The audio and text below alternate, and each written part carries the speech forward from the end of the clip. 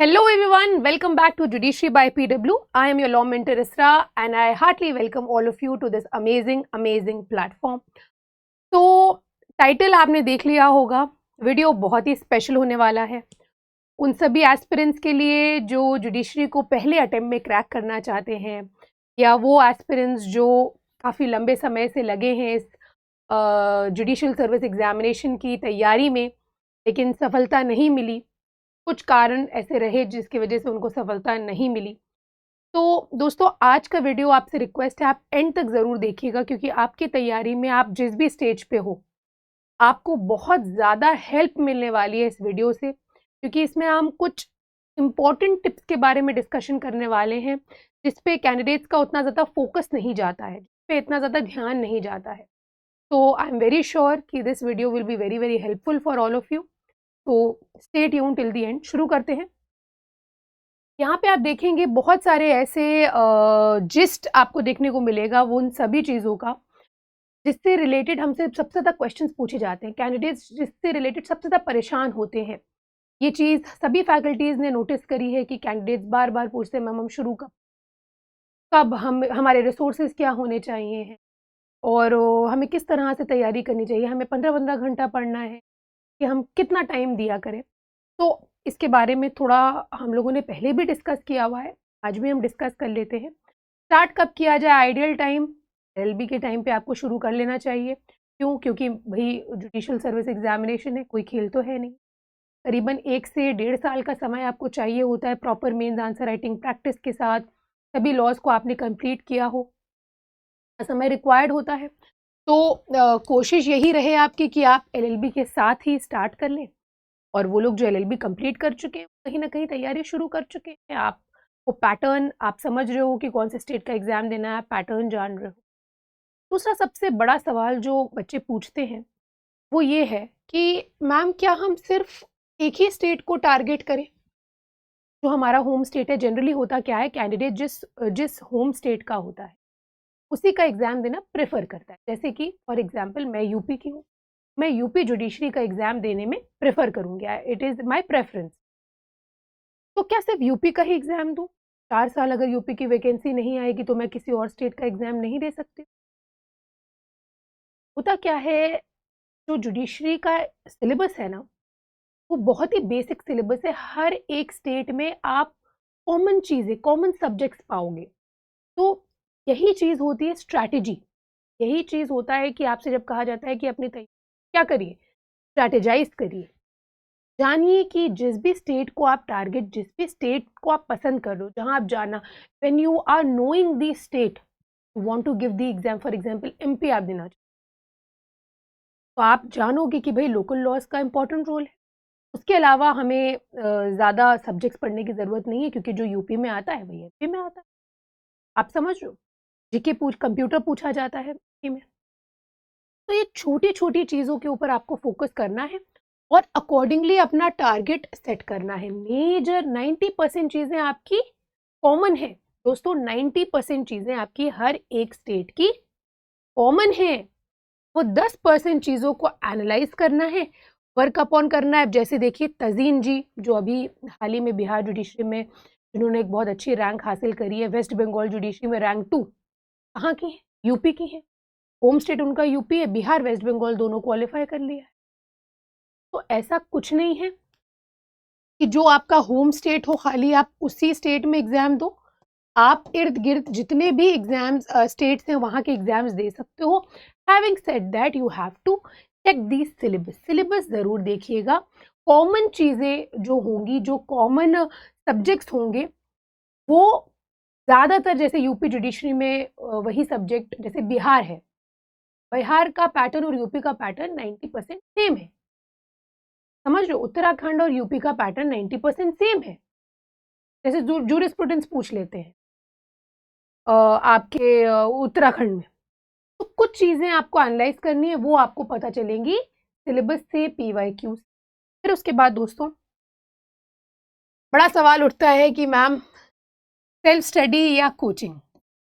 देखिए, ऐसा बिल्कुल भी नहीं कहा जा सकता, बिल्कुल भी ये सत्य नहीं है, बल्कि पूरी तरह से असत्य है कि सेल्फ स्टडी से ये एग्ज़ाम क्रैक नहीं हो सकता। बहुत सारे एग्जाम्पल्स हैं जिन्होंने सेल्फ स्टडी से एग्ज़ाम क्रैक किया है, बट आज के समय में जो आज का करंट जो सिनारियो, जो कंपटीशन का दोस्तों लेवल बढ़ चुका है, उसकी वजह से आपको एक गाइडेंस की रिक्वायरमेंट होती है, हेल्प की रिक्वायरमेंट होती है, एक सपोर्ट की रिक्वायरमेंट होती है, मार्गदर्शन की रिक्वायरमेंट होती है कि आपको कोई सही रास्ता दिखा दे, आपको कोई सही डायरेक्शन दिखा दे। वो डायरेक्शन आपको कोचिंग से मिलता है। Now it depends on you that offline आप प्रेफर करोगे, ऑनलाइन प्रेफर करोगे। मैं ऑनलाइन प्रेफर करूंगी।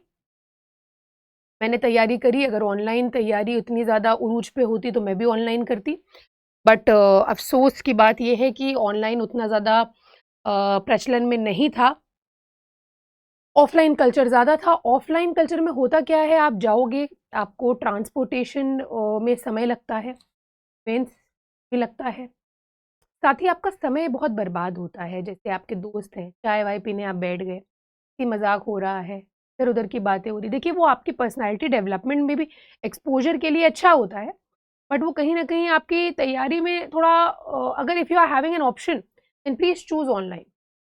ऑनलाइन में there are many benefits, like offline में आप बटन दबा के नहीं कह सकते सर फिर से बोलिए, पूरा लेक्चर फिर से रिपीट करिए। ऑनलाइन में आप बैठे हो, आपने बैक करा, पूरा लेक्चर फिर से is in your hand. You want to watch it 20 times, you can watch it. So this is the perks of online and offline. You analyze yourself and whatever suits you best, go for it. But yes, nowadays guidance is required. चाहे वो minor guidance, जैसे आप mains में ही guidance लो, जैसे आप interview के time पे guidance लो, prelims आपने क्रैक कर लिया मान के चलिए, तो वो हेल्प ज़रूरी होती है। ये बहुत इंपॉर्टेंट चीज़। बात करेंगे रिसोर्सेज और स्टडी मटेरियल की। देखिए, रिसोर्सेज और स्टडी मटेरियल की जहाँ पे भी बात आती है ना, आपको एक चीज़ अपने दिमाग में बांध के रखनी है। आपको मान के चलिए 10 प्लेटफॉर्म के रिसोर्सेज मिल रहे हैं, 10 प्लेटफॉर्म का कंटेंट मिल रहा है। आप क्या करोगे? ये ह्यूमन नेचर है, लालच बुरी बला है। आप चाहोगे हर जो आपका प्लेटफॉर्म है उसके नोट्स हमें मिल जाएं। अरे केशवानंद भारती केस एक बार जान लिया तो XYZ प्लेटफॉर्म ने जो लिखा होगा वही उन्होंने लिखा होगा, वही उन्होंने लिखा होगा, वही उन्होंने लिखा होगा। लालच करने लगता है कैंडिडेट, उसके पास संविधान के इतने बड़े नोट्स हो जाते हैं, इतने सारे। अब एक बात बताओ, 1.5 साल में ये नोट्स पढ़ेगा वो candidate? So it is better that you kindly wish, just limit, restrict your resources and study material. You understanding? This is very, very important. What will happen when you will restrict your resources and study material? You will have limited content to study. आपके पास एक सीमित content होगा पढ़ने के लिए, जिसको आप एक बार नहीं 1000 बार रिवाइज कर सकते हैं। इतने मोटे गड्ढे को आप कई बार रिवाइज करेंगे, आप बताइए? ह्यूमन मतलब एक बेसिक ह्यूमन नेचर कितना बार रिवाइज कर पाएगा इसको? ये बेसिक ह्यूमन बीइंग नहीं कर पाए, पॉसिबल नहीं है। Also I would like to tell you guys that what I did is I trusted the resource and study material. Whatever I am studying, I trusted it. मतलब मुझे ऐसा लग रहा था कि ये बेस्ट चीज़ मैं पढ़ रही हूँ, क्योंकि अगर वो ट्रस्ट फैक्टर आपके अंदर नहीं होगा ना, आपके अंदर वही लालच आ जाएगी, सेल्फिशनेस आ जाएगी, चलो वहाँ से भी ले लो, चलो वहाँ से भी ले लो। हेल्प ले लो, हेल्प ले लो, उसको किनारे लगा दो। आपके लिए यूजफुल नहीं है, उसको अपने घर में मत रखो, अपनी दराजों को भरिए मत। Don't fill your drawers, no problem, it is of no use. आप समझ रहे हो? फिर उसके बाद दोस्तों यहाँ पे जो भी टॉपर्स आपके होम स्टेट जिसको आप देना चाह रहे हो, या जितने भी जुडिशियल सर्विस एस्पिरेंट्स रहे, टॉप किया है, जिन्होंने एक अच्छी रैंक हासिल करी है, और जो भी आपके सीनियर्स रहे हैं जिन्होंने इस फील्ड में जो गए और फिर फील्ड चेंज कर दी, नहीं सफलता मिली, उनके एक्सपीरियंसेस को ज़रूर लीजिए, इससे सीख ज़रूर लीजिए कि वो जो गलतियाँ उन्होंने करी, वो ऐसी कौन सी चीज़ें थी जो उन्होंने करी जिससे उनको सफलता मिली, ऐसी कौन सी चीज़ें थी जो उन्होंने करी जिससे उनको सफलता नहीं मिली, उसको अपनी तैयारी में ज़रूर लगाने की कोशिश। इस हद तक कि बेनिफिट आपका हो, ऐसा ना हो कि आप ही की तैयारी बेकार हो जाए when you are so much indulged in somebody else. So just take things for your benefit. Be selfish for yourself. इस 1 डेढ़ साल में आपको मैं एक सजेशन और दूँगी, अपने लिए लालची हो जाइए, सेल्फिश हो जाइए। दुनिया क्या कह रही है, लोग क्या कह रहे हैं, माता-पिता क्या कह रहे हैं, उन्होंने क्या कहा, इन्होंने क्या कहा, मेरे कान से कुछ नहीं जा रहा है, मेरे कान से जा रहा है तो निकल जा रहा है। हमें कोई फ़र्क नहीं पड़ता आप क्या बोल, हमें क्या करना? भई हमारा एक एम है, आप लोग बोलना बंद कर दोगे जैसे ही मेरा रिज़ल्ट आएगा। आप समझ रहे हो? तो आपको कुछ फ़र्क नहीं पड़ना चाहिए। मेंटली स्टेबल, कैपेबल और इस जर्नी को बहुत ज़्यादा एन्जॉय करिए। जर्नी को इतना ज़्यादा टेंस्ड मत रहिए, इसको एन्जॉय करिए। जस्ट लिव इट और मस्ती-मज़ाक करिए, दोस्तियाँ करिए, ग्रुप सेशंस करा करिए, लोगों से मिलिए, बातचीत करिए। ऐसा नहीं है कि कमरे में बंद है, खाना दे दिया जा रहा है, बस खा रहे हैं, जी रहे हैं, ज़िंदगी गुज़ार फ़ायदा नहीं होगा, कुछ फ़ायदा नहीं होगा। तो जैसा मैंने रिसोर्सेज़ के बारे में बोला, वही चीज़ यहाँ पे बैठती है कि आपकी क्वालिटी, जब क्वालिटी होगी तभी आपको ट्रस्ट बिल्ड होगा। क्वांटिटी से हमें मतलब नहीं है दोस्तों, हमें क्वालिटी से मतलब है of the content, of the resource, of the platform where you are, you have to trust it. आपको ट्रस्ट करना पड़ेगा। बहुत सारा कंटेंट आप देखेंगे हमारे वहाँ यूट्यूब पे फ्री पड़ा है। आप शिवानी मैम का कंटेंट देखो, वन शॉट्स मैम ने क्या जेम ऑफ वन शॉट्स हैं। फिर हमने यहाँ पे कॉन्स्टिट्यूशन पढ़ाया हुआ है, सीपीसी पढ़ाया हुआ है। तो आप देखिए, आपको कंटेंट से ही पता चलेगा, कंटेंट से ही आपको फ़र्क पता चलेगा। तो you have to choose quality over quantity rather than आप हर तरफ जाओ और हर तरफ की चीज़ें ग्रास्प करो। It is not useful, it will not be, it will be a problem for you, ठीक है? फिर उसके बाद ये सेल्फ एनालिसिस एक बहुत बड़ी चीज़ है और ये तीनों स्टेजेस पे आपको करनी है, प्री, मेंस और इंटरव्यू। प्रीलिम्स में आप एमसीक्यू सॉल्व करोगे, मेंस में आप आंसर राइटिंग करोगे, इंटरव्यू में आपका पर्सनालिटी देखा जाएगा। तो हर जगह आपको सेल्फ एनालिसिस करना है। आपसे बेहतर टीचर आपका कोई नहीं हो सकता। यू आर योर सेल्फ जज, यू आर गोइंग टू जज योर सेल्फ। आंसर राइटिंग में तो कई बार ये देखा गया है, मैंने खुद ये एक्सपीरियंस किया है कि एक बार मैंने एडमिशन कन्फेशन का डिफरेंस लिखा, मुझे नहीं पसंद आया, मैंने हटाया।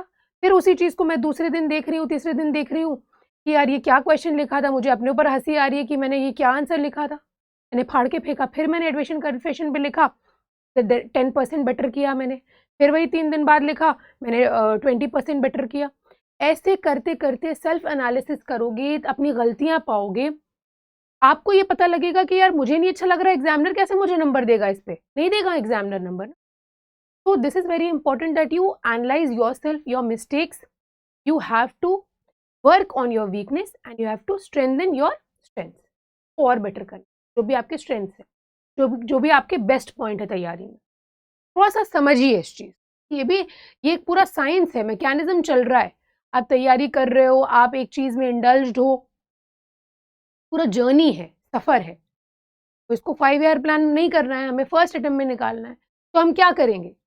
भई 5 ईयर प्लान का तो हमारा प्लान है नहीं कि हम 5 साल बैठेंगे आराम से, भैया तैयारी करेंगे, क्या दिक्कत है? बैठे हैं, अच्छा नहीं लगता है ना ये, इट्स नॉट गुड। और आजकल के समय में जहाँ पे लोग कहाँ से कहाँ पहुँच रहे हैं, अपनी स्किल को डेवलप कर रहे हैं, स्किल के ऊपर काम कर रहे हैं।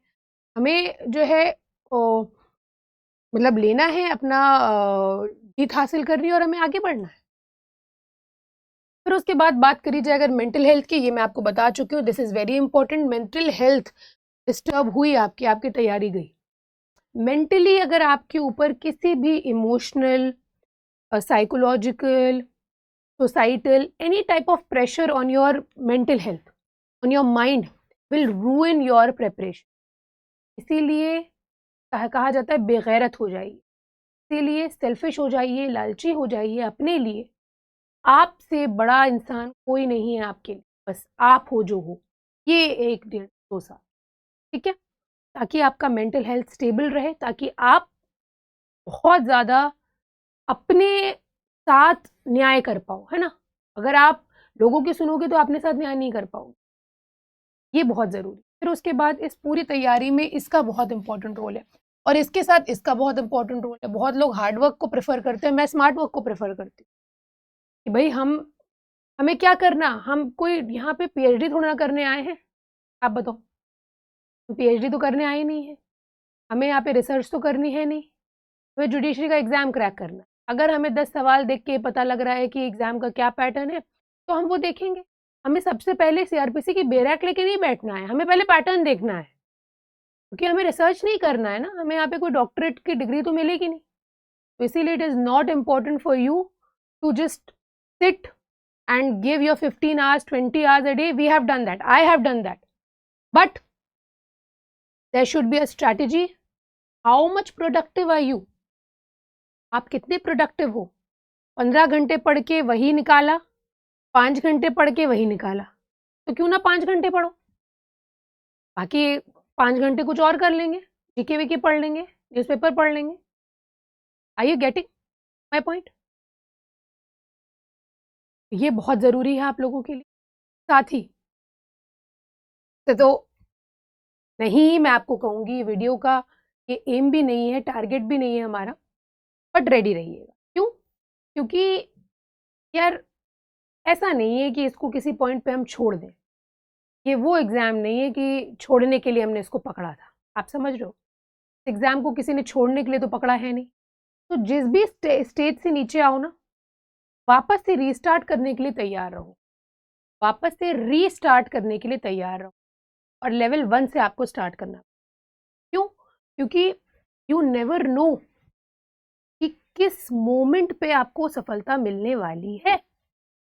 You never know what would be the last effort, which last effort is required, what is the last push which is required for this examination.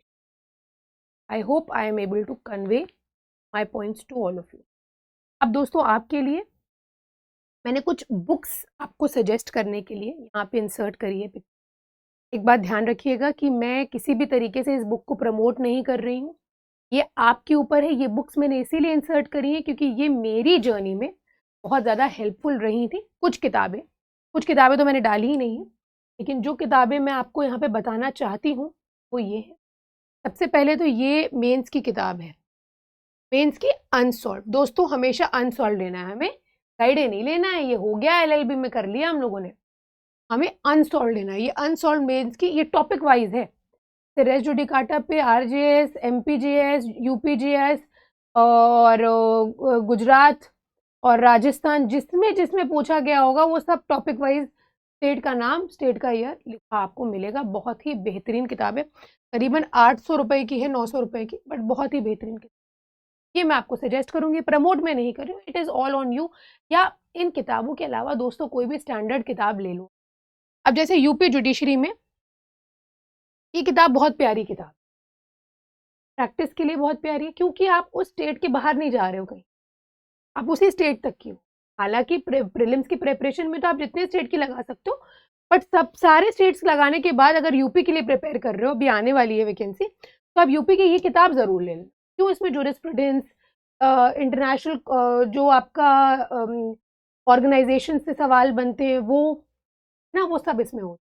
फिर उसके बाद इसका तो कोई खैर तोड़ ही नहीं है, इसका कोई जवाब भी नहीं है। जो आपकी घटना चक्र है, सारी सीरीज, हिस्ट्री, ज्योग्राफी सब आप ले लो, मज़ेदार है, मज़ा आता है पढ़ने में, वो पढ़ने में सवाल लगाने में मज़ा आता है, आप अग्री करोगे मेरे।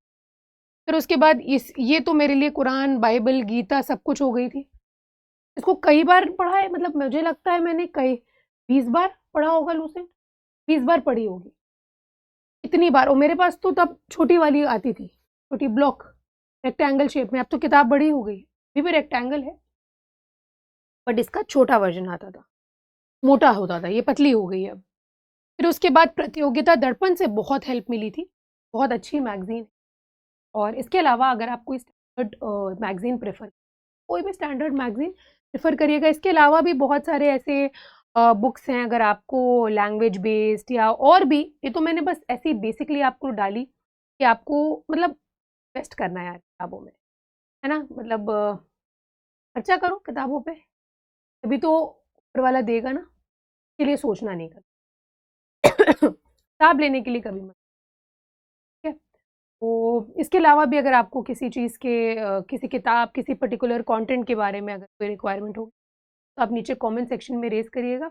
आज का सेशन दोस्तों यहीं पे एंड करेंगे। I hope that this session would be beneficial for all of you, and on this note I would be ending today's session. Thanks a lot for joining it. Take care and alvida from my side.